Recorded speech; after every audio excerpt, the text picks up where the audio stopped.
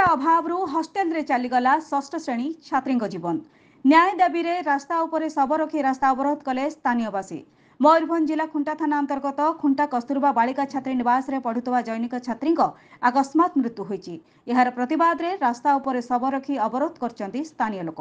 सूचना अनुसार खुंटा ब्लॉक अंतर्गत बड़ पथरा ग्राम पंचायत अधीनस्थ कुसुमघाटी ग्रामर प्रभाकर बेहेरांक झियो 11 वर्षीय मधुस्मिता षष्ठ श्रेणीर छात्री जी कि कस्तूरबा मध्य इंग्राजी विद्यालय रे पाठ पढ़ुथिले।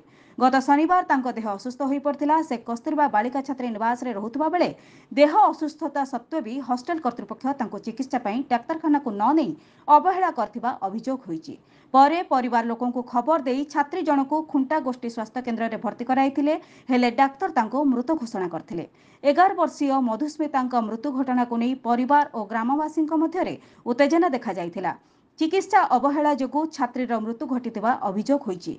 रविवार छात्रीर मृतदेह को उदला बारिपदा मुख्य रास्ता खुंटा छक निकट में रखी न्याय दाबी रे टायर जाली रास्ता अवरोध करा जाइछि।